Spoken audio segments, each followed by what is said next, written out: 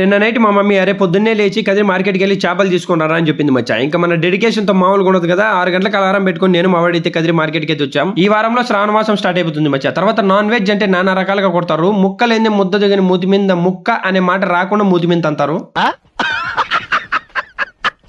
ఇక్కడ రకరకాల చేపలు చూసి కన్ఫ్యూజ్ అయిపోయి మా మమ్మీకి కాల్ చేశా ఏవి తీసుకురావాలని. ఏదో క్యాటలాగ్స్ అని పేరు చెప్పింది మచ్చా. పేరు ఫ్యాన్సీగా ఉంది కదా, ముళ్ళు ఎక్కువ ఉండవా మమ్మీ అని అడిగా. ఉండవలేరా తీసుకురానింది. తీరా ఇంటికి తీసుకుపోయినాక మొత్తం ముళ్ళున్న చేపలు తెచ్చావని నన్నే అనింది మచ్చా. చాలా కప్పాల్సింది పోయి, పొగడాల్సింది పోయి, ఇంకా అవార్డు ఏదైనా ఉంటే నాకు ఇవ్వాల్సింది పోయి. ఏంది మాట. తర్వాత మటన్ లివర్ కొందాం అని చెప్పి షాపులు మొత్తం తిరిగా అనమాట. ఎక్కడ చూసినా కానీ మటన్ రేట్ ఎంత అని అడిగితే మటన్ కొనాలంటే నీ సామాన్లు బాగుండాలి బాబు అన్నారు. ఇంకా ఫైనల్ గా సామాన్లు అమ్ముకొని ఇక్కడ తీసుకున్నా. ఒక పక్క నాన్ వెజ్ కుమ్మి పడేసి ఈ రోజు అనే ఆనందం కన్నా ఇంకోవైపు వినాయక చవితి వరకు అసలుకి నాన్ వెజ్ లేకుండా ఏ వీడియోస్ తీయాలనే బాధ ఎక్కువైపోయింది మచ్చా నాకు. ఇలాంటప్పుడే గుండె రాయి చేసుకోవాలి. అట్లే మచ్చా నా గుండెని రాయి చేసుకొని ఏదో వీడియో తీసి అప్లోడ్ చేస్తాను. నెక్స్ట్ వీడియో కలుద్దాం. Okay bye.